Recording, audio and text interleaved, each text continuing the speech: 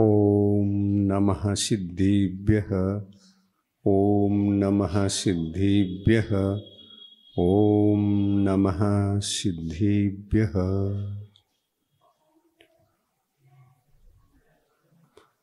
हैं जन्मते कब कहाँ, जग जीव सारे जानो जगद्गुरु तुम्ही, जगदीश प्यारे। धाता पितामह चरा चरमोदकारी, हे लोक बंधु भगवन जय हो तुम्हारी। हे लोक बंधु भगवन जय हो तुम्हारी। पंच परमेष्टि भगवान की, अहिंसा परमो धर्म की, संत शिरोमणि आचार्य गुरुवर श्री विद्यासागर जी महाराज की, आचार्य प्रवर श्री समय सागर जी महाराज की,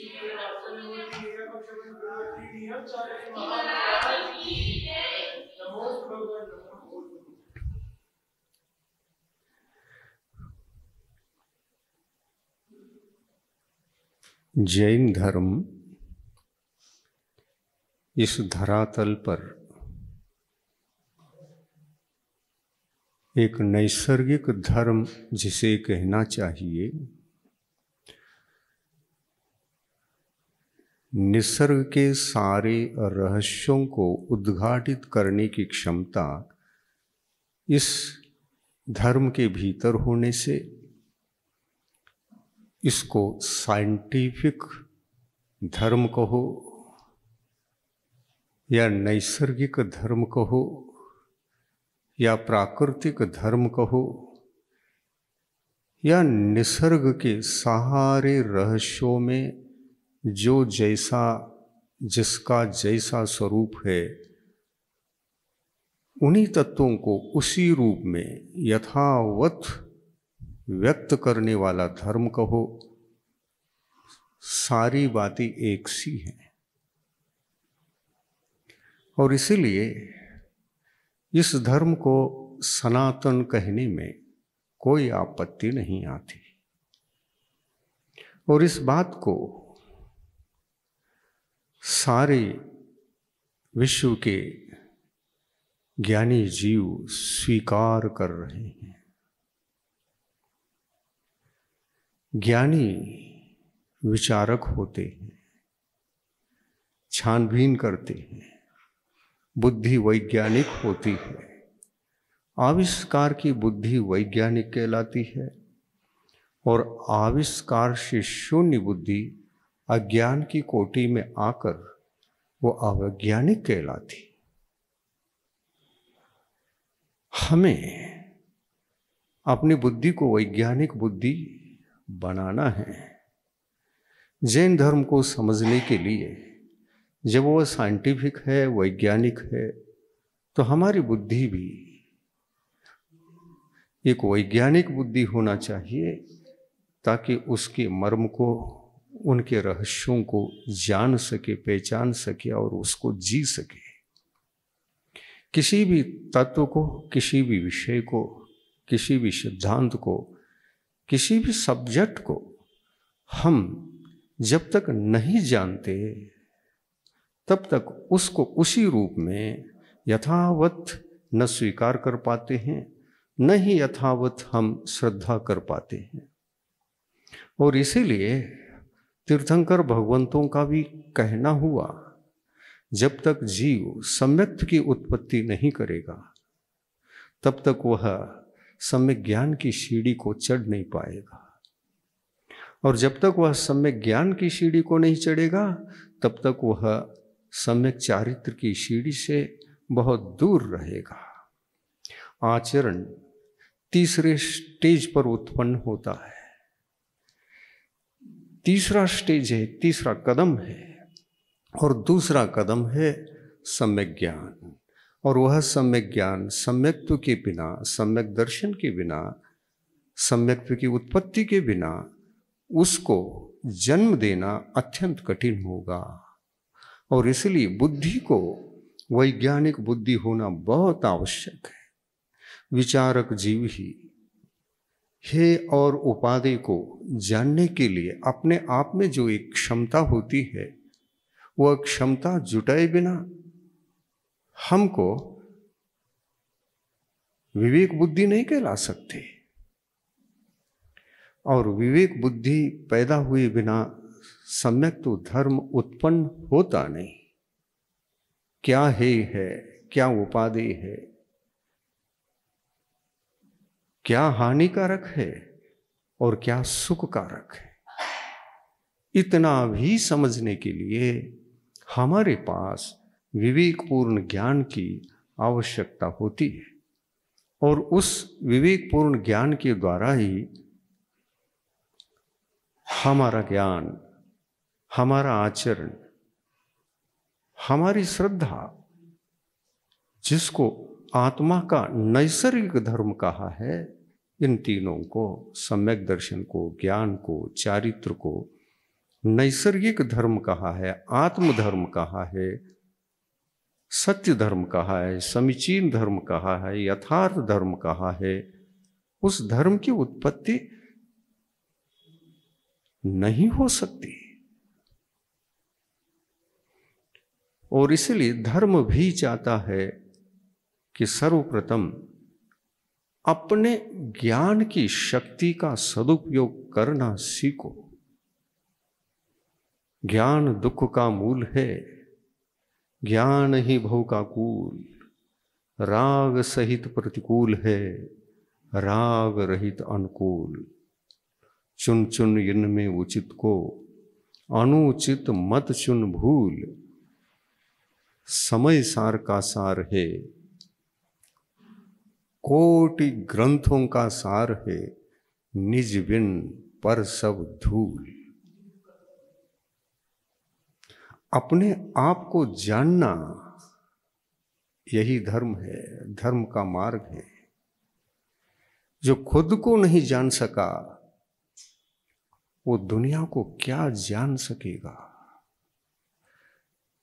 जो स्वयं को नहीं जान सका, जो अत्यंत निकटतम वस्तु है, तो हम स्वयं हैं। आत्मा एक चेतन वस्तु है, हम ही चेतन है, तो हम समीप हैं या दुनिया की सारी वस्तुएं समीप हैं? हम समीप हैं, हम स्वयं एक वस्तु हैं। हम क्या हैं इसको समझने का प्रयास करें और ये समझ में आ गया तो धर्म तो यूं ही आपके जीवन में पैदा होगा। धर्म बाहर नहीं होता, धर्म अंतरंग में होता है। मार्ग भी बाहर नहीं होता, मार्ग भी अंतरंग में होता है। शत्रु भी बाहर नहीं होते, शत्रु भी अंतरंग में होते हैं। उन्हीं को जीतने के सन्मार्ग को दिखाने वाला जो धर्म है, उसी का नाम जैन धर्म। आया समझ में? जैन धर्म की सरलतम अगी कोई परिभाषा है, स्वयं को जानना जैन धर्म है। दुनिया को जानने की जरूरत ही नहीं है, दुनिया की चिंता करने की जरूरत नहीं है, दुनिया के पीछे भागने की जरूरत नहीं है। दुनिया ही अपने पीछे भागे। भगवान के पीछे दुनिया भागती है कि दुनिया के पीछे भगवान चलते हैं? तो देखिए आप भगवान ने क्या किया होगा। हाँ, उन्होंने दूसरे को जानने का, दुनिया को जानने का प्रयास नहीं किया। उन्होंने बाहरी मार्ग पर चलकर बड़े वैज्ञानिक बनकर बड़े बड़े आविष्कार नहीं किए। वो आविष्कार करूं, ये आविष्कार करूं, जान लूं क्या है, बाहर के रूप में कुछ भी नहीं किया। लेकिन केवल एक आत्म तत्व का ज्ञान करने पर सारे दुनिया की जितनी भी शक्तियां हैं, जितनी भी संसार के वस्तुओं की परिणति है, पर्याय हैं, सब कुछ जानने में आ गए। सारा जगत केवल ज्ञान के भीतर झलक गया। और ऐसे महानतम आत्माएं हर अवसर पर काल में 24 हुआ करते हैं। इन्हीं का नाम है तीर्थंकर। इनका नाम भी तीर्थंकर क्यों हैं, कैसे हैं, देखिए। तीर्थ यानी धर्म, धर्म यानी रत्नत्रय, धर्म यानी नैसर्गिक जीवन जीने की कला, उसको जीना धर्म है। निज में जीना यही धर्म है। निज में जीना यही रत्नत्रय है। निज को पहचान कर निज के सारे अनंत शक्तियों को प्रकट कर लेना, यही धर्म है। और इस दिशा में जो एक एक कदम बढ़ाते बढ़ाते अंतिम कदम पर पहुंच जाते हैं, वे भव्य आत्मा प्रथम तो जो बाहरी मार्ग पर भागते थे, बाहर में ही सुख ढूंढते थे, खोजबीन करते थे, दुनिया के पीछे भागते थे, दुनिया के विषय कषायों के चकाचौंध में, वहाँ सुख होगा, यहाँ सुख होगा, वहाँ जाऊँ, यहाँ जाऊँ, यहाँ शांति मिलेगी, वहाँ शांति मिलेगी। चक्कर लगा लगा कर जब तक वह देखता रहा, बाहरी मार्ग पर चक्कर लगाता रहा। और जो जीव बाहरी मार्ग पर चक्कर लगाता है वह बहिरात्मा कहलाता है। जिनेंद्र भगवान उस जीव को बहिरात्मा कहते हैं। और जो बहिरात्मा होता है वो सम्यक दर्शन, ज्ञान और चारित्र रूप अपनी आराधना से, अपने तात्विक धर्म से बहुत दूर रहता है और दुख की अनुभूति करता है, सुख को खोजता है, सुख मिल नहीं पाता और दुखी होता रहता है। इसको आखिर दुख देने वाला कौन है? स्वयं ही है। और स्वयं में कौन है ये पूछोगे तो ज्ञान है। दुनिया में जितने भी दुख हैं, दुनिया की जितनी भी समस्याएं हैं, दुनिया में जितनी भी घटनाएं, अनुचित घटनाएं घट रही हैं, दुनिया के भीतर जो कुछ भी अनहोनी हो रहा है, वो किसकी देन है? ज्ञान की देन है।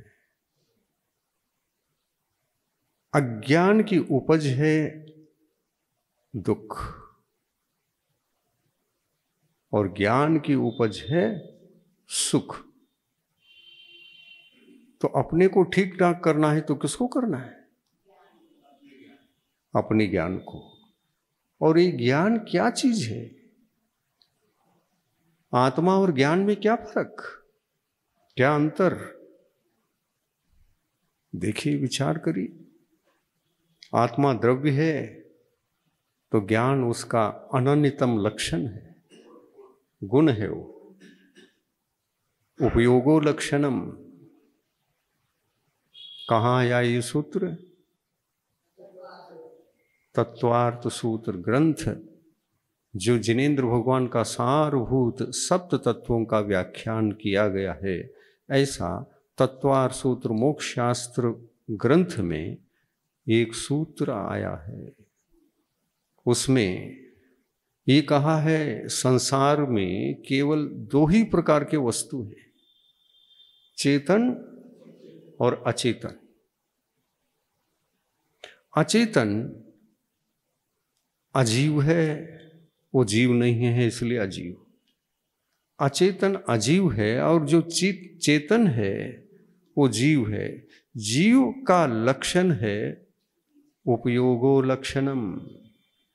ये उपयोग शब्द यद्यपि लौकिक क्षेत्र में भी प्रयोग में आता है। क्या इसको मैं उपयोग में लाऊं, उपयोग करूं? ये उपयोग आता है कि नहीं आता? आप अपने वस्त्र का उपयोग कर रहे हैं।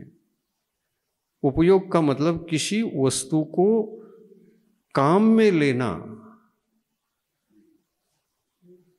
इसको उपयोग कहते हैं। और इसमें भी उपयोगो लक्षणम जो कहा है, जीव का लक्षण उपयोग है, इसको भी उपयोग कह दिया। यदि उस अर्थ को भी यहां बिठाने का प्रयास करते हैं तो व्यवस्थित बैठ जाता है। सुखी होना चाहते हो तो उपयोग कर लो। फिर किसका उपयोग कर लूं? तो उपयोग का उपयोग कर लो, सही दिशा में उपयोग करके सही चल पड़ो। तो जिसका उपयोग करने के लिए भगवान ने उपयोगो लक्षणम ऐसा क्यों कहा? ज्ञानोपयोग को उपयोग कहा, दर्शनोपयोग को उपयोग कहा, क्योंकि ये ज्ञानोपयोग और दर्शनोपयोग दो ही उपयोग ये चेतन हैं। बाकी सब आत्मा के भीतर जो गुण होते हैं अनंत गुण हैं, लेकिन एक भी चेतन नहीं है, अचेतन है। उपयोगो लक्षणम, उपयोग आत्मा का लक्षण है। और इस उपयोग के कितने भेद बताया? दर्शनोपयोग और ज्ञानोपयोग, दो भेद बताया भगवान ने। दर्शनोपयोग चेतन है क्या अचेतन है? चेतन है। ज्ञानोपयोग भी तो चेतन है। ज्ञानोपयोग क्या कार्य करता है? जानता है। दर्शनोपयोग का क्या कार्य करता है? देखता है। मतलब ज्ञान और दर्शन ये दोनों गुण हैं, और इन दोनों गुणों का उपयोग कौन करता है? तो आत्मा करता है। दोनों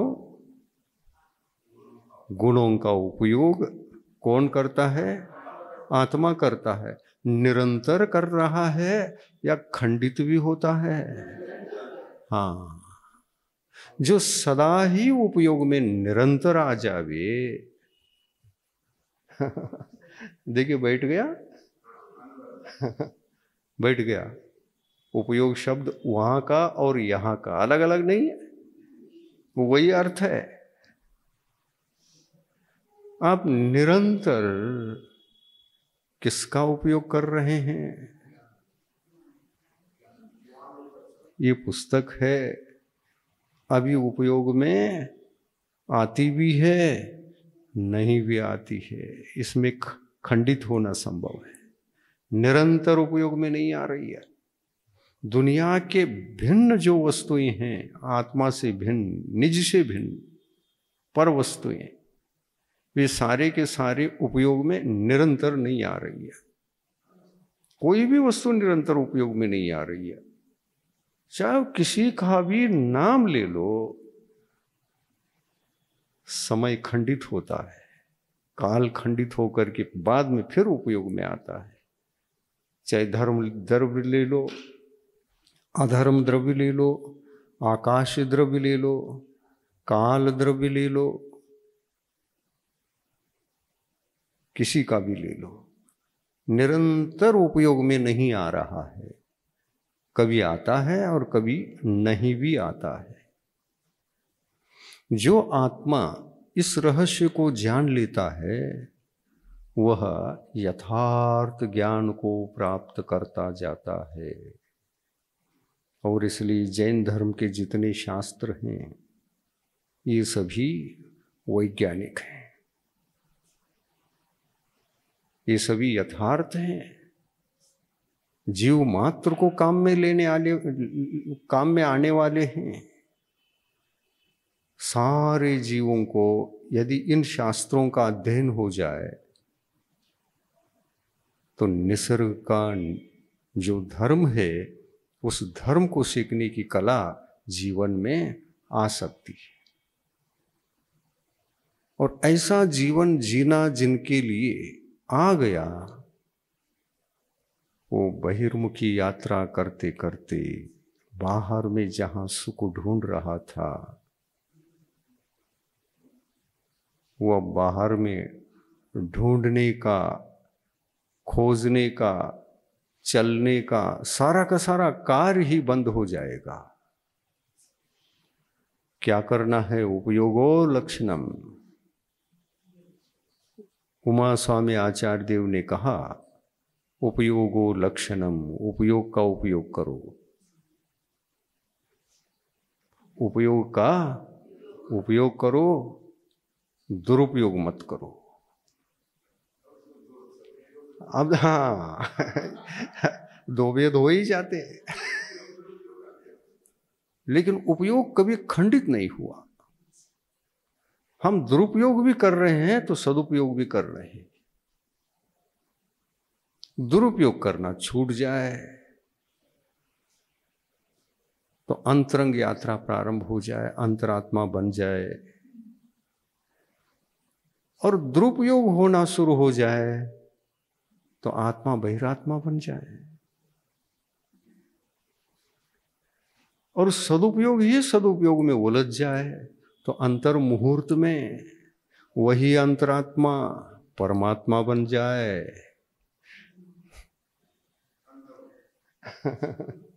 वही अंतरात्मा परमात्मा बन जाए। यह भी संभव है ना। और परमात्मा बनना कौन नहीं चाहता? सब चाहते। स्वयं ही भगवान बने। ये अच्छा है कि संसार में अज्ञानी बनकर भटकते रहना, चारों गति में जन्म मरण का चक्कर काटते रहना, ये अच्छा है। स्वयं भगवान बनना अच्छा है। और स्वयं को भगवान बनने के लिए आत्मा जो दुरुपयोग का रास्ता चल रहा है, दुरुपयोग के मार्ग पर चल रहा है, वो अज्ञान के कारण से चल रहा है। और इसी अज्ञान को दूर कर लेना बहिरात्मा की दशा को त्याग कर अंतरात्मा बनने का अवसर है। और जो अंतरात्मा बनकर अपने ज्ञानोपयोग का उपयोग निरंतर करना, सदुपयोग करना सीख लेगा, वो कम से कम अंतर मुहूर्त में और ज्यादा से ज्यादा 8 भव में अंतरात्मा रहकर 8 भव तक अंतरात्मा का जीवन जी सकता है। निश्चित रूप से 8 भव पार करने के बाद उसी भव से चतुर्गति भ्रमण से मुक्त होकर जन्म मरण के चक्कर से यह आत्मा परमात्मा बन जाता है।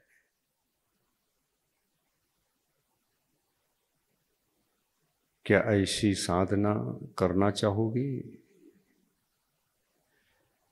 हाँ, लेकिन अभी संसारी जीवों की ये दशा है कि हम अन्य वस्तुओं का उपयोग कर रहे हैं। हमको वस्त्र का मार्ग अच्छा लग रहा है, वस्त्र पर वस्तु है या निज वस्तु, जिसके बिना हम जी सकते हैं, जी कर देख लेना चाहिए। जिसके बिना हम रह सकते हैं, रह कर देख लेना चाहिए। और रहना आ गया तो बहुत बड़ा काम हो गया। वस्त्र सहित जीना अनैसर्गिक जीवन है।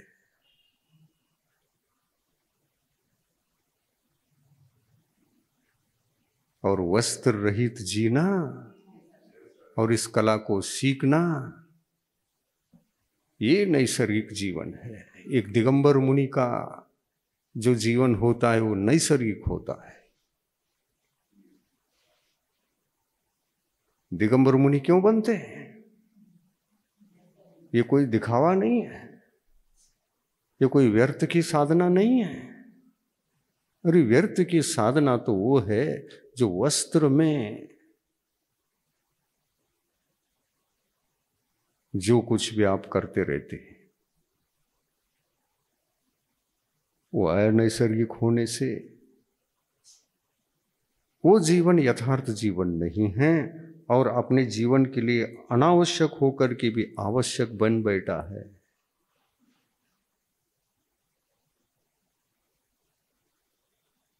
और इसलिए त्याग तपस्या आदि कितना भी कर लो, परमात्मा नहीं बन सकोगे। कभी ना कभी बनना पड़ेगा। ये धारणा छोड़ दो कि हम वस्त्र से भी भगवान बन पाएंगे।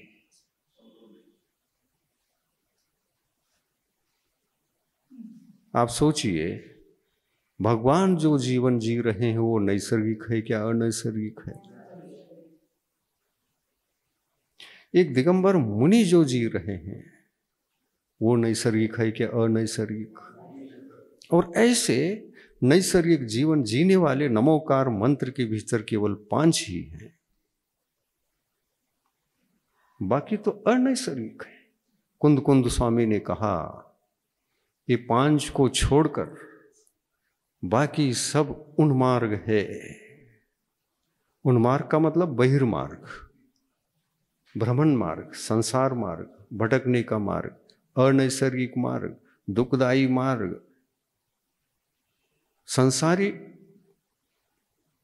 प्राणी बनकर चतुर्गति में भ्रमण करते करते संसारी बनने का मार्ग, परमात्मा बनने का मार्ग तो है ही नहीं वो।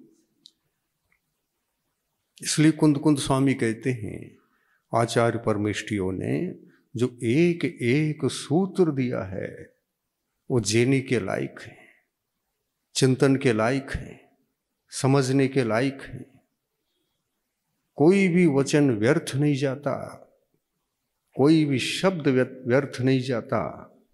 एक एक शब्द का अर्थ अपने आप में रहस्यपूर्ण होता है।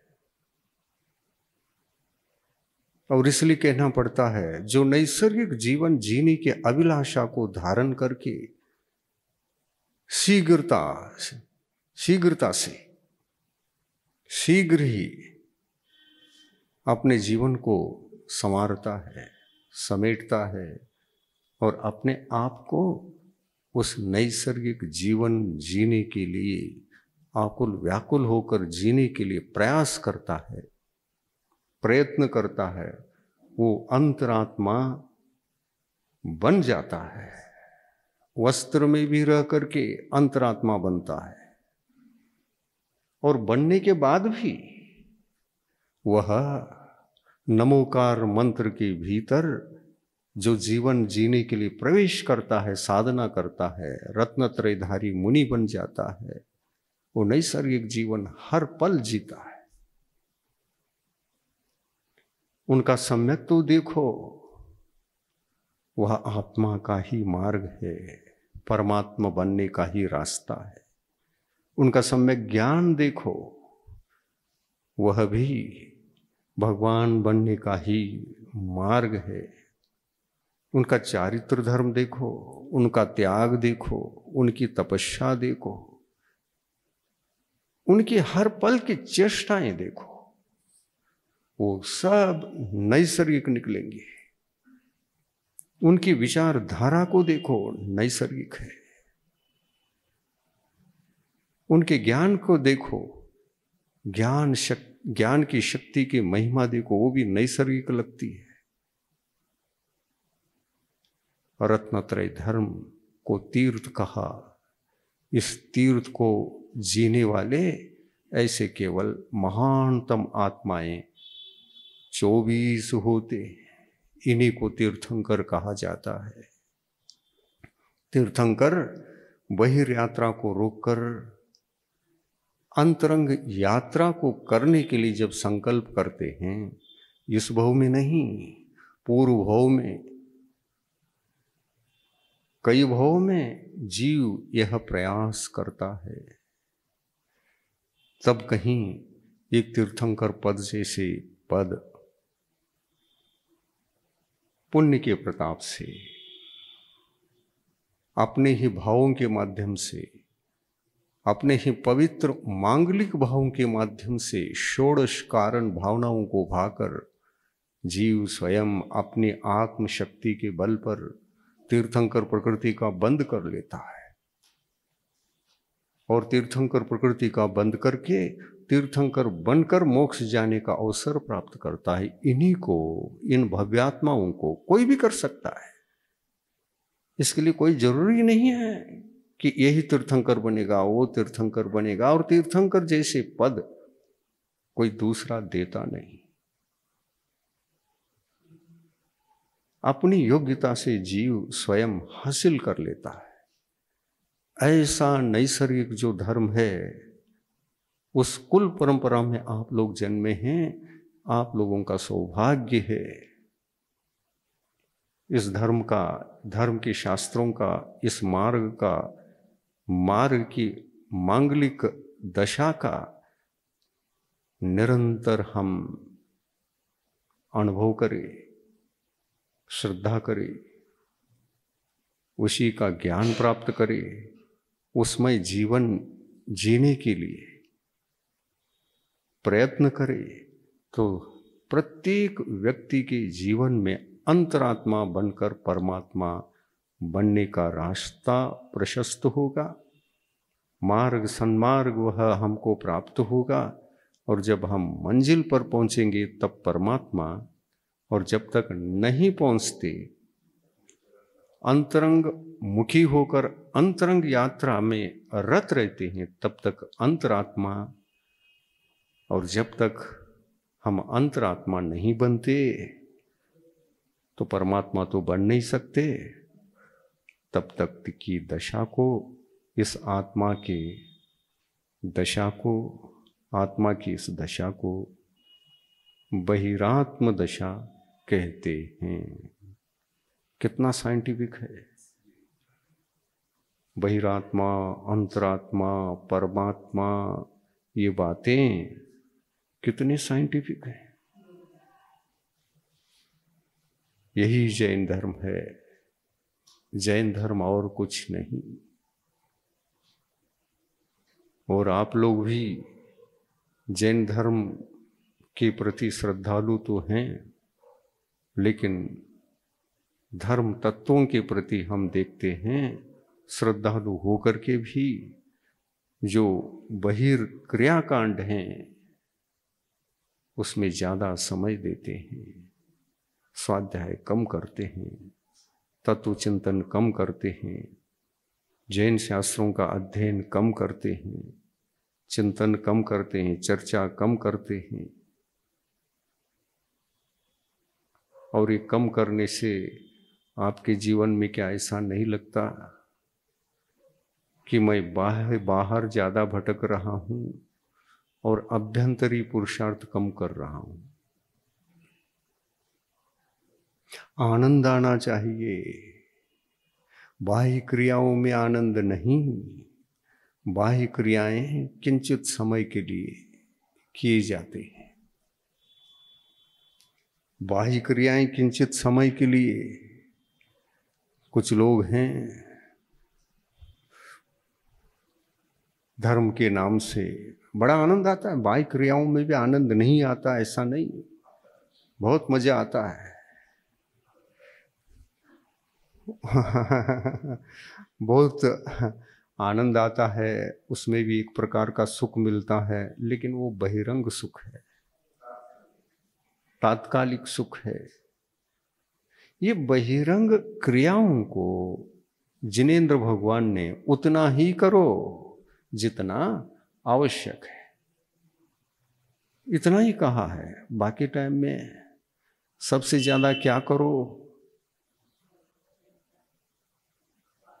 तो नैसर्गिक जो तत्व हैं, साइंटिफिक हैं, उनका रिसर्च करो, उनका चिंतन करो, उसको ज्ञानोपयोग का सदुपयोग करते हुए, चिंतन मनन करते हुए उस ज्ञान का विकास करो। और विकास ऐसा करते करते करते करते आपकी जिंदगी व्यतीत होना चाहिए। इसको तो मुनि महाराजों के लिए भी कहा भगवान ने। क्या कहा?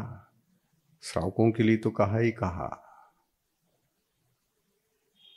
क्योंकि श्रावक धर्म का अर्थ होता है जो दिगंबरत्व के प्रति अटूट श्रद्धा रख करके उस वैज्ञानिक नैसर्गिक जीवन जीने की श्रद्धा से ओतप्रोत होता है, वो सम्यक दृष्टि होता है।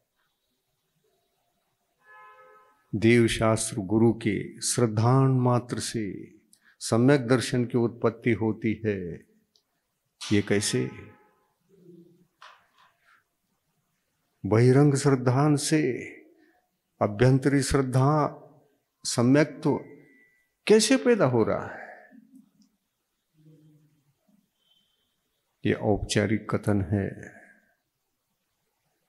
देव शास्त्र गुरु के यथार्थ श्रद्धान मात्र से सम्यक दर्शन नहीं होता। कहते हैं देव शास्त्र गुरु तो वो नैसर्गिक जीवन जीने वाली आत्माएं हैं। शास्त्र तो शास्त्र है, वो भगवान की वाणी है। जब वही वाणी गुरु के मुखारविंद से निकलती है तो प्रभु की वाणी जैसे लगती है। और इसलिए गुरु को भी आप कह बैठते हैं, महाराज आपके वचनों को सुन करके मैंने ऐसा अनुभव किया जैसे समूह शरण में मैं भगवान की वाणी सुन रहा हूं। ऐसे लगता क्यों है? इसलिए लगता है गुरु भी भगवान की वाणी के माध्यम से ही अपना जीवन बना चुके हैं। और भगवान की वाणी का सबसे ज्यादा चिंतन मनन गुरु करते रहते हैं। और चाहे गुरु की वाणी पर श्रद्धान करो, चाहे भगवान की वाणी पर श्रद्धान करो, दोनों अभिन्न हैं। गुरु के मुख से जो निकलता है, वो जो भगवान के मुख से निकला है वही गुरु के मुख से निकलता है। उसी का नाम शास्त्र है, जो निर्दोष होता है, नैसर्गिक होता है, तथ्यपूर्ण होता है। एक एक शब्द और एक एक शब्द के अर्थ भाव इत्यादि सारभूत लगता है। जब आचार्य श्री बोलते थे कैसा लगता था? बहुत गूढ़तम। उनको समझने के लिए हम लोगों को मानसिक आयाम की जरूरत होती थी। हम ऐसे वैसे लोगों की बातों को बहुत जल्दी समझ लेते हैं, लेकिन गुरु के वचनों को समझने के लिए बुद्धि हमारी काम नहीं कर पाती थी। वो चिंतन होता है, वो नैसर्गिक होता है, गूढ़तम होता है। दूध में घी दिखे, ये कैसे संभव है? दूध तो दिख सकता है, लेकिन दूध के भीतर घी छिपा हुआ है, वो दिखता नहीं। ऐसे गुरु की वाणी होती है। वो गुरु दिखाते हैं, गुरु दूध दिखाते हैं और समझदार व्यक्ति ये दूध है तो मुझे घी भी दिख रहा है कहता है। और ना समझ जो आत्मा होती है वो आत्मा क्या कहती है, मुझे घी तो दिख नहीं रहा है, कुछ समझ में नहीं आता है ये सफेद सफेद वस्तु क्या है, दूध जैसा तो लगता है लेकिन घी है क्या भरोसा। सामान्य लगता है लेकिन गुरु के वचन कभी सामान्य नहीं होते। और देखिए दूध की उत्पत्ति कहां से होती है?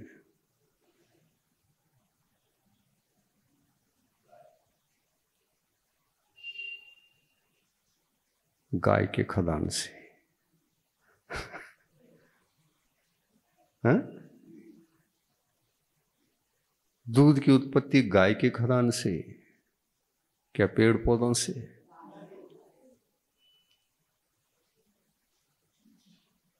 हाँ, ये भी सही है कि कोई कोई पेड़ पौधा भी सफेद दूध जैसे वस्तु को आपको दे सकता है।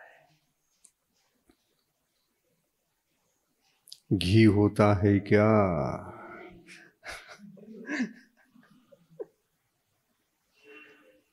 घी नहीं होता। दुनिया में जितनी वस्तुएं सफेद होती हैं, किसी भी वस्तु में घी नहीं दिखता है। इसलिए दुनिया की कोई भी वस्तु दूध नहीं है। दूध वही जिसमें घी हो।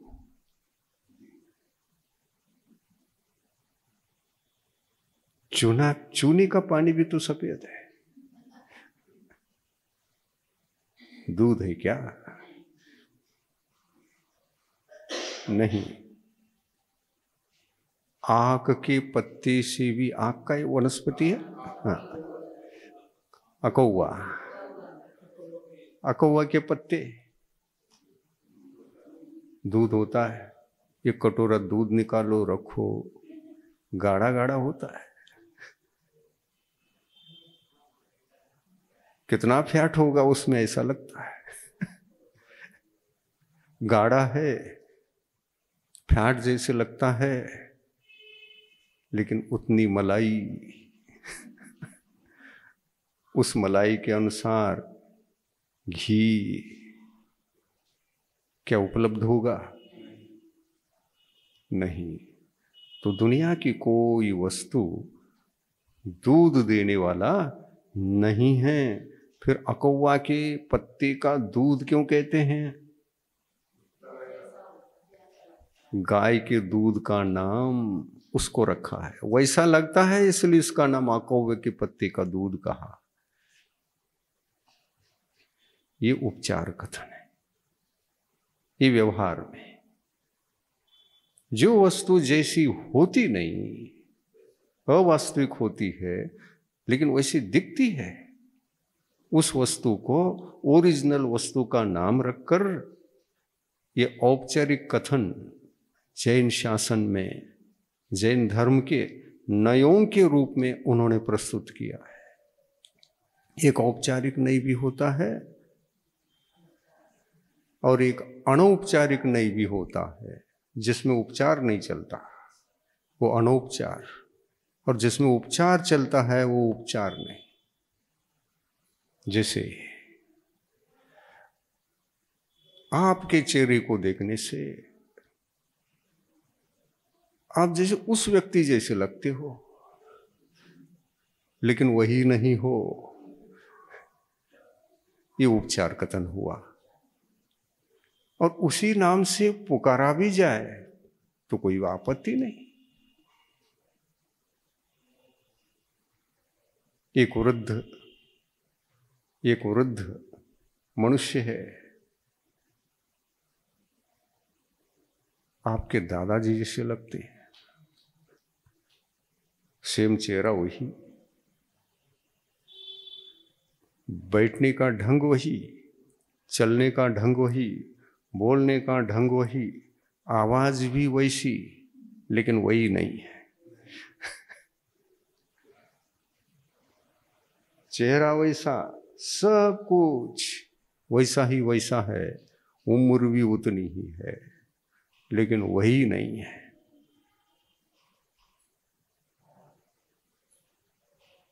तो आप क्या कहते हैं, मेरे दादा की उम्र वाली ये हैं, तो आप भी बुला उनको दादाजी तो कहोगे ना। वृद्धों को तो कहना ही पड़ेगा, दादाजी इधर आइए। लेकिन आपको पता है ये मेरे दादा नहीं होते हुए भी दादाजी ऐसा बोल दिया ना, ये उपचार कथन है। और दादाजी जो स्वयं के होते हैं, उन दादाजी को दादा कहना ये अनौपचारिक है, वहां उपचार नहीं चलेगा। वास्तविक वस्तु में उपचार नहीं चलता।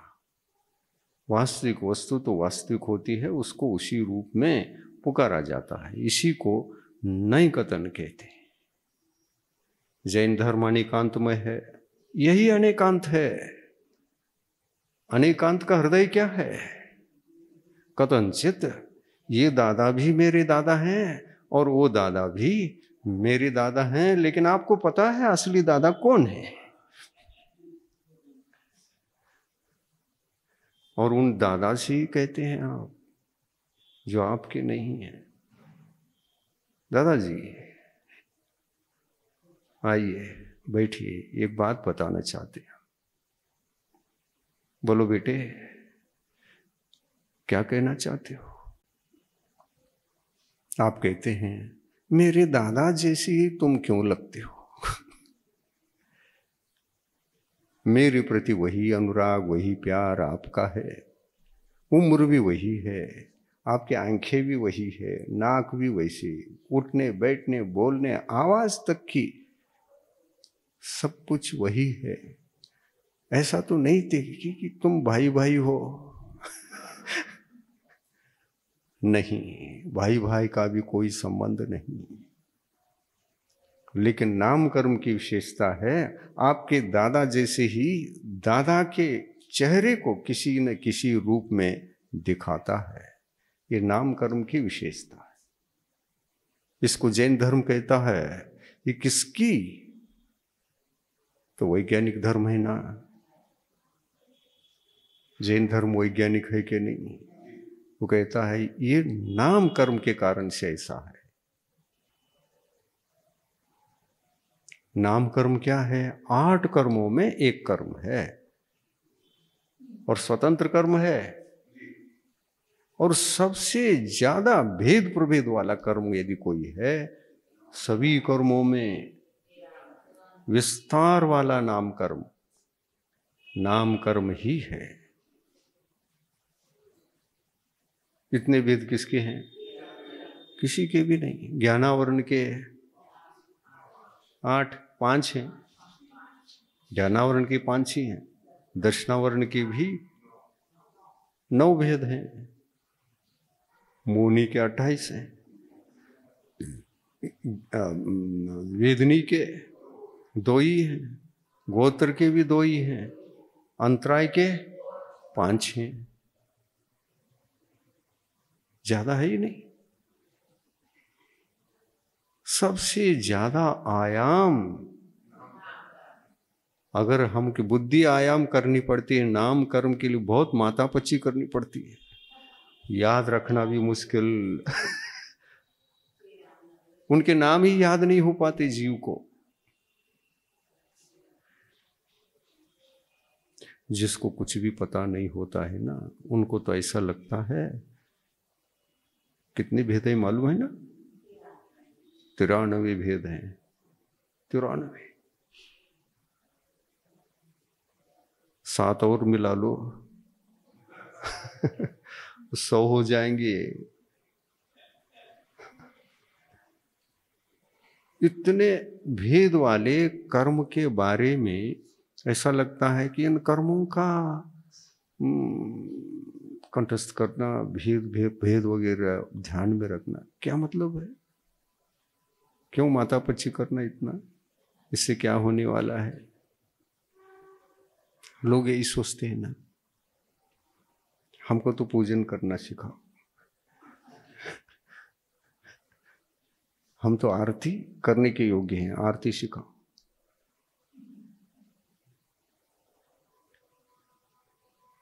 वृद्ध हो गए, जवान अवस्था से पार करके वृद्धावस्था में आ गए, अभी आरती में ही रुचि आ रही है?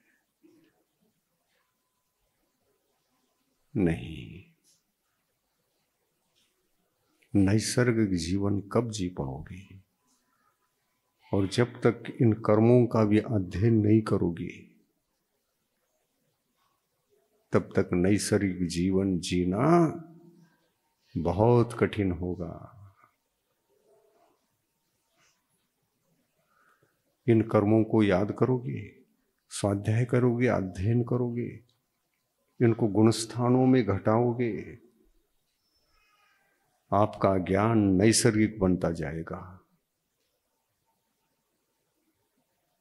और आत्मा के ज्ञानोपयोग का जो दुरुपयोग हो रहा है, सदुपयोग की जगह दुरुपयोग ही ज्यादा हो रहा है। शरीर में कुछ गड़बड़ी हो गई। शरीर किसका फल मालूम है ना? शरीर किसका फल है? नाम कर्म का फल है। शरीर में कुछ गड़बड़ी हो गई, ऊपर देखते हैं, हे भगवान आपने क्या कर दिया, कैसा शरीर दे दिया।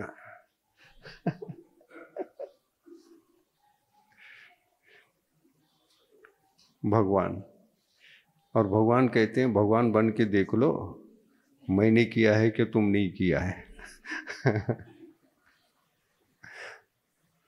भगवान जैसे ज्ञान को प्राप्त करके यदि अपने पूर्व अवस्था को, भगवान बनने के बाद तो ये अवस्था होती है ना अज्ञान की अवस्था, जब भी कुछ कष्ट आ जाए तो भगवान याद आते हैं, हाथ जोड़ते हैं, ऊपर दृष्टि जाती है, भगवान ठीक करो मुझे, कहाँ बैठे हो, इतने सारे रोग चल रहे हैं, कैसा शरीर दे दिया आपने, अच्छा देना चाहिए था। हमारे अड़ोसी पड़ोसी बहुत स्वस्थ जीवन जी रहे हैं, उन पर तो आपने दया की, मेरी उपेक्षा क्यों?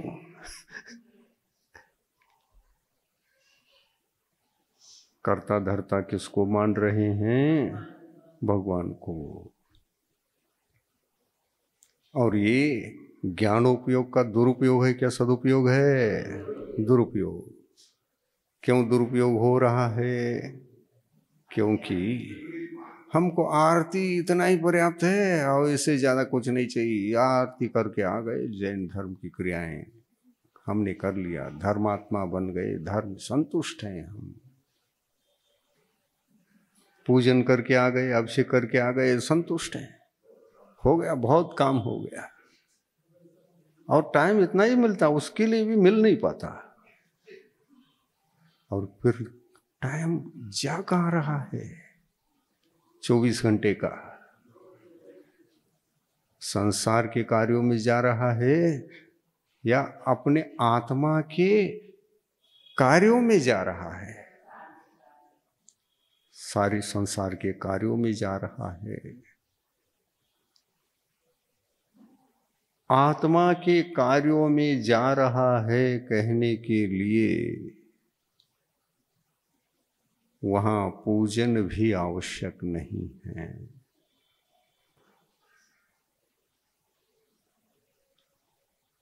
वहां दान, पूजा, कोई भी बहिरंग प्रवृत्ति नहीं रह जाती। वो एक ज्ञानोपयोग का जीवन जीता रहता है, विचार करता रहता है। आप बैठे बैठे तत्व का चिंतन कर रहे हैं, मान लो पूजन कर रहे हो क्या? नहीं, पूजन करना तो बाह्य क्रिया है, लेकिन तत्व के चिंतन में आपका मन उलझा हुआ है तो निज का कार्य कर रहे हैं आप। ये आत्मा का कार्य है। और आत्मा का कार्य सबसे ज्यादा अपने को करना चाहिए। इसको छोड़ना चाहिए ऐसा नहीं बता रहा हूं, अभिप्राय गलत मत लेना। ये आत्मा के कार्यों को दिलाने के लिए एकमात्र सहारे थी। वृद्धों के हाथ में लकड़ी कब दी जाती है? जब वो गिरने की संभावना हो, चल नहीं पाते हों, तो एक अच्छी लकड़ी उसके लिए भी अग्रभाग में जहां टिकाया जाता है 4 स्टैंड होते हैं। इधर गिरो तो ये संभलेगा। ऐसी लकड़ी को ला करके दे देते, दादाजी अब तो उम्र हो गई, ये लकड़ी रखो, आपका बैलेंस बिगड़ेगा नहीं, इसके सहारे से चलो।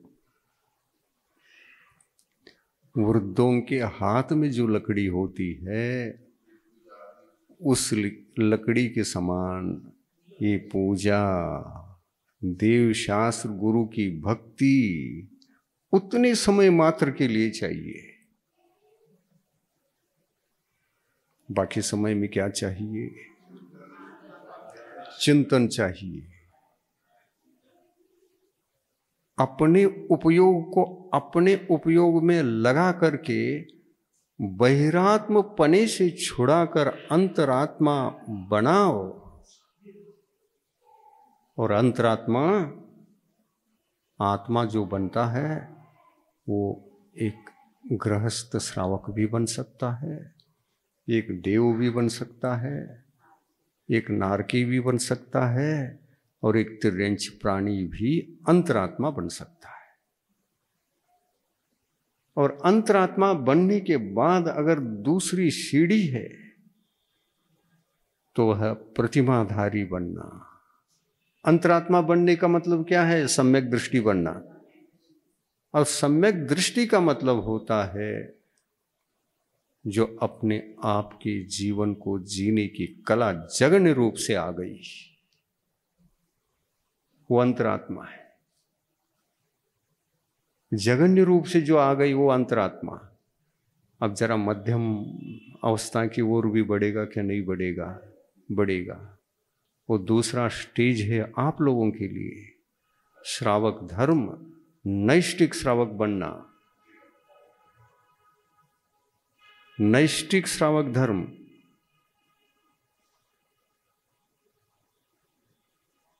सम्यक दृष्टि बन गए, जगन्य आत्म जीवन जीने की कला आ गई। जगन्य अंतरात्मा उनकी संज्ञा है। जगन्य अंतरात्मा। और जगन्य अंतरात्मा को क्या संज्ञा है? दूसरा नाम है दार्शनिक श्रावक। दार्शनिक का मतलब सम्यक दर्शन को जिसने पा लिया, जिसने जगन्य अंतरात्मा का जीवन जीने की कला आ गई, वो दार्शनिक श्रावक। और दार्शनिक श्रावक के पश्चात नैष्टिक श्रावक का जीवन आता है, वो मध्यम अंतरात्मा। यदि केवल सम्यक दृष्टि है तो जगन्य अंतरात्मा। और यदि प्रतिमाधारी बन गए, प्रतिमाएं कितनी? 11 सीढ़ियां हैं प्रतिमाओं की। उसमें दूसरी प्रतिमा से वस्तुतः आत्मा नैष्टिक धर्म को स्वीकार करता है, क्योंकि दूसरी प्रतिमा में 12 अनुव्रत होते हैं। ये सारे के सारे 12 अनुव्रत यद्यपि बाह्य रूप से देखें तो अंतरंग आत्मा को ही जगाने के लिए ये कुछ नियमावलियां हैं। इनको अनुव्रत कहा जाता है। बहिरंग में जीवन जीने की मध्यम अंतरात्मा बनकर बहिरंग धर्म यात्रा को जीने की जो दूसरी सीढ़ी है वो प्रतिमा है। प्रतिमा का मतलब नैष्टिक श्रावक का अंतरंग धर्म की साधना। आ रहा है समझ में? दूसरी सीढ़ी प्रतिमा, और उसमें पहली प्रतिमा का नाम क्या है? दर्शन प्रतिमा। दर्शन प्रतिमा को अगर वो धारण करता है तो कोई मध्यम अंतरात्मा नहीं बना, वो जगन्य अंतरात्मा। दर्शन प्रतिमा, दर्शन का मतलब दार्शनिक। दर्शन प्रतिमा, प्रतिमा का मतलब होता है अचल प्रतिमा बनने के लिए। देखिए 5 परमिष्टि हैं, 5 परमिष्टि। उसमें सबसे पहले तो अरहंत परमिष्टि को हम प्रथम परमिष्टि कहते हैं, लेकिन असल में अरहंत परमिष्टि प्रथम परमिष्टि नहीं है। जो प्रथम परमिष्टि होते हैं वो पहले स्थान पर रहते हैं, वो बड़े होते हैं। बड़े कौन? सिद्ध भगवान। और छोटे कौन? उससे छोटे कौन? आचार्य परमिष्टि। उससे छोटे, उससे छोटे साधु परमिष्टि। ये 5 ही परमिष्टि हमारे गुरु हैं। और इन गुरुओं के श्रद्धांत से आप सम्यक दृष्टि बनते हैं। ये कहा है कि नहीं कहा है? इसमें गुरुपद कितने मालूम है ना? 3 है। आचार्य परमिष्टि, उपाध्याय परमिष्टि और साधु परमिष्टि। ये गुरु स्थान पर हैं। गुरु का मतलब भगवान नहीं, भगवान के लघुनंदन, छोटे भगवान।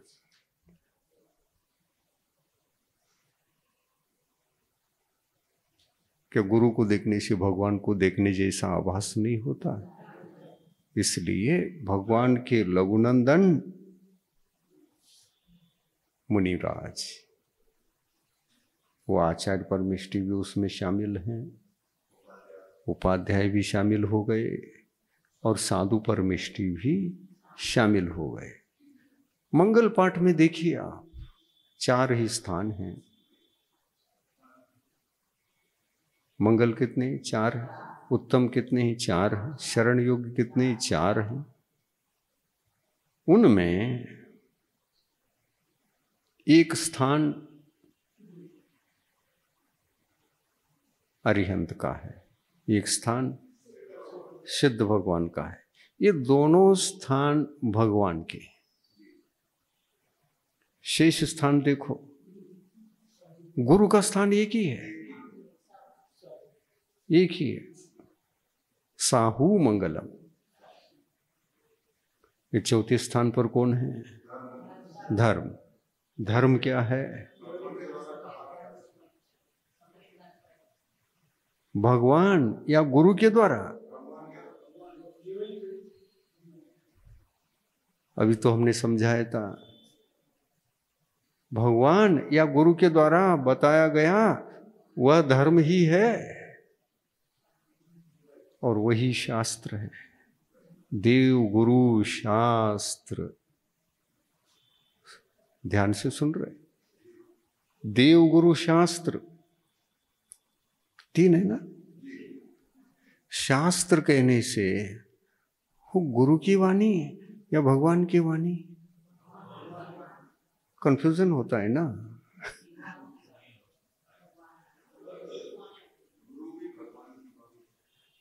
गुरु की वाणी कहो या भगवान की वाणी कहो,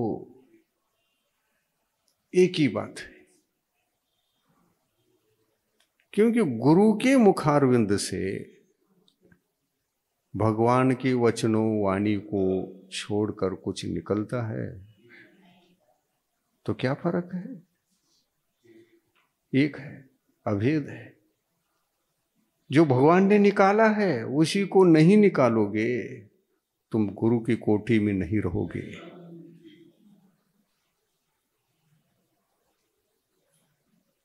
इसलिए भगवान की वाणी में और गुरु की वाणी में अभेदपना है।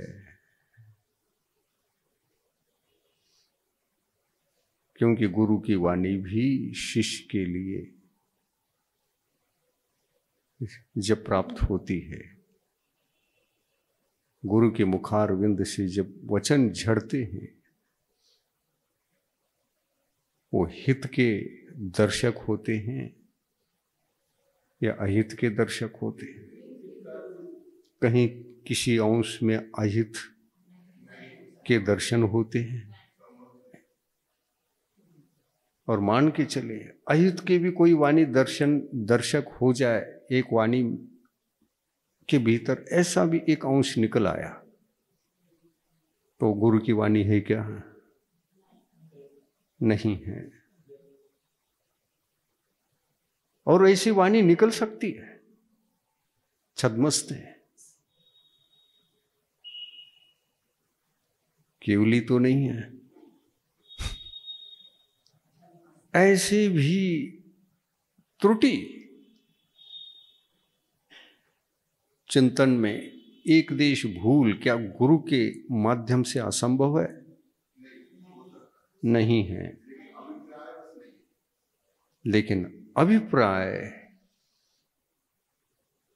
त्रुटि नहीं है। अभिप्राय तो भगवान की वाणी जैसी है वैसे ही ये हो जाए, हितकारक ही हो जाए, ऐसी वाणी होती। इसलिए गुरु के वचनों को गुरु भी कहते हैं। देखिए कुंद कुंद स्वामी ने समय सार इतने बड़े महान ग्रंथ को लिखा, जो अध्यात्म के उच्च कोटितम ग्रंथ है। वो ऐसा ग्रंथ कहीं मिलता ही नहीं, दुनिया में किसी के पास नहीं है। वो ग्रंथ रत्न एक ही है, जो आत्मज्ञान को इतना गहरा आध्यात्म रूप से प्रकट करने वाला एक ही शास्त्र है। और उस शास्त्र के बाद जो शास्त्र रचे गए उसका फॉलोअर शास्त्र है। द्रव्यानुयोग के ग्रंथ बहुत सारे लिखे गए, लेकिन मूल ग्रंथ उन सब का यदि कोई है तो समय सार है। उन्हीं का चिंतन मनन अध्ययन करते हुए अध्यात्म ग्रंथों का विस्तार किया गया। सभी फॉलोअर हैं, सभी ग्रंथों का गुरु ग्रंथ यदि कोई है समय सार है। अध्यात्म की चरम सीमा है। अनेकांत, शाद्वाद, आगम। आगम तो बेस है, समय सार आगम तो बेस है। आगम क्या होता है आपको ये भी पता नहीं। आगम मूल हुआ करता है, जिस बेस पर सारे अनुयोगों का जन्म होता है, वो आगम कहलाता है। आगम, आगम मतलब नैसर्गिक जो सिद्धांत है, नैसर्गिक जो नियमावलियां हैं, कौन सी वस्तु कैसी है, क्या है, क्यों नहीं है, इत्यादि जो नैसर्गिक सृष्टि में, इस जगत के नैसर्गिक सृष्टि के अंदर जो भी रहस्यपूर्ण सिद्धांत हैं, उन सिद्धांत के उन सारे विषयों को, उन तथ्यों को, उन तत्वों को आगम कहते हैं। और उसके बेस पर कथन की जो शैली बनती है वो अध्यात्म। आगम के बेस पर अध्यात्म की उत्पत्ति होती है। और ऐसा जीवन जीकर जो चले गए हैं आगम और अध्यात्म को, उन आत्माओं के बेस पर वर्तमान युग की उत्पत्ति होती है।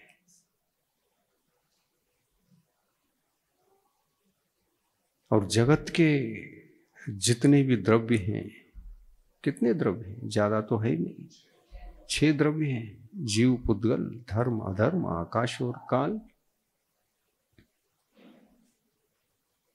और इन्हीं को संक्षिप्त रूप से कहना चाहो तो 2 ही हैं, चेतन द्रव्य और अचेतन द्रव्य।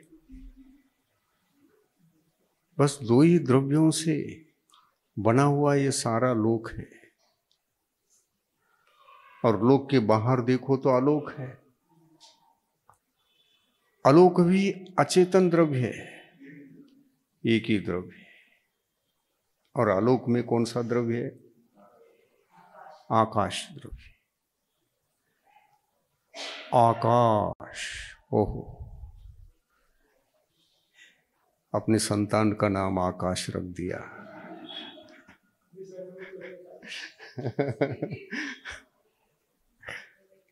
अपने संग में भी एक आकाश,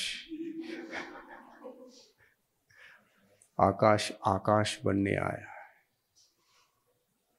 लोक आकाश को भी जानना है मुझे, आलोक आकाश को भी जानना है, इसलिए इसकी साधना के लिए वो आए हैं।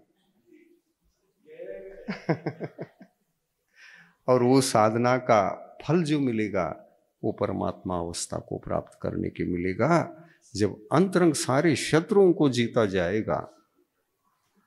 सारे शत्रु का मतलब जो हमें परमात्मा और केवल ज्ञान आदि की उत्पत्ति में बाधक है, उतने ही कर्म, वो 50% है। कितने प्रतिशत? 50। 4 है। टोटल कर्म कितने हैं? हमारे आत्म रूपी देश में कब्जा करने वाले कितने कर्म हैं? 8 हैं टोटल। और उसमें भगवान बनने के लिए विघ्नकारी कर्म कितने हैं? 4 हैं। और भगवान बनने के लिए तो अंतरात्मा बनना पड़ेगा। चाहे दिगंबर मुनि महाराज बन जाओ, चाहे सच्चे श्रावक बन जाओ, सम्यक दृष्टि प्रतिमाधारी, अंतरात्मा बनना पड़ेगा। और अंतरात्मा बनने के लिए यदि कोई कर्म बाधक है तो वो एक ही है, उसका नाम है मोहनी कर्म। इस मोहनी कर्म को जो जीत लेता है वो जिन बन जाता है। और जब तक जीतने के रास्ते पर पुरुषार्थशील होता है वो जैन कहलाता है। जैन का मतलब अनैसर्गिक जीवन पर विजय प्राप्त करने वाला साधक पुरुष को जैन कहते हैं। साधु को क्या कहते हैं? जैन साधु या जिन साधु। जिन क्यों नहीं? जिन कौन? जिन्होंने अनैसर्गिक जीवन पर विजय प्राप्त किया है वो जैन है या जिन है। और जिन बनने के लिए ही जो जैन बना है वो अंतरात्मा 2 हैं। एक श्रावक, श्रावक में 2 भेद, नैष्टिक श्रावक और जगन्य श्रावक के रूप में सम्यक दृष्टि श्रावक, अविरत सम्यक दृष्टि, दार्शनिक श्रावक और नैष्टिक श्रावक। द्वितीय सीढ़ी श्रावक की, नैष्टिक श्रावक की सीढ़ी है। प्रथम सीढ़ी दार्शनिक सीढ़ी है। दार्शनिक का मतलब प्रारंभ हो गया है, जिसके जीवन में नैसर्गिक जीवन जीना प्रारंभ हो चुका है, वो दार्शनिक कहते हैं ना। दार्शनिक का मतलब वो एक दर्शन है, दर्शन का जीवन यानी सत्य का जीवन, वास्तविकता का जीवन, तात्विक जीवन, सिद्धांत का जीवन। सिद्धांत के जीवन को जीना है मुझे, और मेरी आत्मा को मुझे सैद्धांतिक बनाना है, नैसर्गिक बनाना है।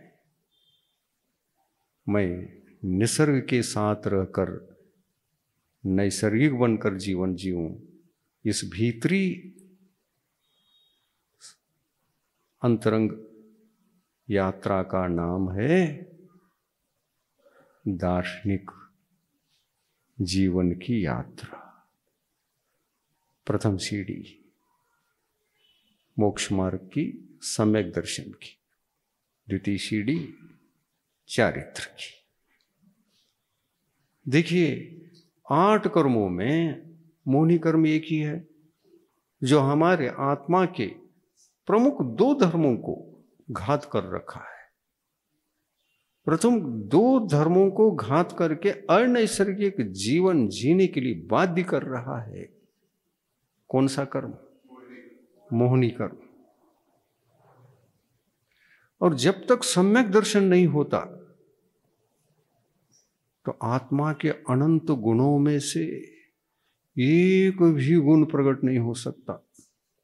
दार्शनिक बने बिना तो आत्मा का एक भी सद्गुण प्रकट नहीं हो सकता। देखिए आप, धर्म का प्रथम द्वार सम्यक दर्शन, और उसकी उत्पत्ति के पश्चात सम्यक दर्शन के द्वार पर जिसने प्रवेश पा लिया, अनंत गुणों को जगाता जगाता जगाता अनंत गुणवान बनता है, और जो अनंत गुणवान होता है वो परमात्मा कहलाता है। परमात्मा के भीतर न कर्म के दोष होते हैं और न कि ज्ञान के दोष होते हैं। दोष मुक्त आत्मा का नाम ही है परमात्मा। और हर आत्मा परमात्मा बन सकता है, ऐसा किसने कहा है? परमात्मा ने ही कहा है। मैं भी पहले परात्मा था, अब परमात्मा बन गया। मैं भी बहिरात्मा बनकर परात्मा बनकर दर दर भटकता रहा। ये किसने कहा? अपनी हिस्ट्री को भी बता दिया उन्होंने, परमात्मा ने बताया। और परमात्मा के पास इतनी बड़ी शक्ति होती है ज्ञान की। उनका ज्ञान तो केवल ज्ञान है, इसलिए उनको सर्वज्ञ कहा है। सर्वज्ञ का ज्ञान ऐसा होता है, जगत का कोई भी विषय जिनके ज्ञान में सत्य के रूप में नहीं झलक रहा हो, ऐसा हो ही नहीं सकता। उस ज्ञान के सर्वश्रेष्ठ दशा का नाम परमात्मा है। उन्हीं को सर्वज्ञ कहते हैं। सर्वम जानाति इति सर्वज्ञ है। ऐसे सर्वज्ञ स्वरूप नमोकार मंत्र में विद्यमान उन दोनों परमात्माओं को जो केवल ज्ञान से सहित हैं, दोनों जो सर्वज्ञ कहलाते हैं, उन सर्वज्ञ आत्माओं को नमोस्तु। और उनके छोटे लघुनंदन के रूप में जो 3 परमेष्टि हैं, वो आचार्य परमेष्टि, उपाध्याय परमेष्टि और साधु परमेष्टि, उनको भी नमोस्तु। जय जिनेन्द्र नहीं जय जिनेन्द्र का मतलब क्या होता मालूम है ना? जय जिनेन्द्र का मतलब ये है कि जीतने योग्य क्या क्या है हमको मालूम नहीं, और मालूम करना चाहते हैं और जीना भी चाहते हैं। इतनी भी अंतरंग में भावना जग जाए तो उनको भी जैन कहते हैं, उनको भी जैन कहते हैं। जैन वो भी है क्योंकि भावना तो जगी, उम्मीदवार तो बना, और उम्मीदवार बनने मात्र से उनको जैन कहा जाता है। लेकिन औपचारिक है, दादा नहीं, लेकिन दादाजी कहते हैं ना ऐसा औपचारिक रूप से। ठीक है, समय हो रहा, आकुलता हो रही आप लोगों को, उठ रहे हैं। और अच्छा चलिए, हाँ ठीक है, जिनवानी करिए। हाँ, प्रभु देव तुम्हारे पवित्र मुख से निसृत जो शीतल वाणी, जग जन मन के मल को धोती, अतः कहाती जिनवानी। जयवंतो माँ जग में तब तक जब तक सूरज चांद रहे, शीश नवाते कर्म हरो माँ अब तक हम विषयांध रहे, अब हम ना विषयांध रहे। जिनवानी माता की जय।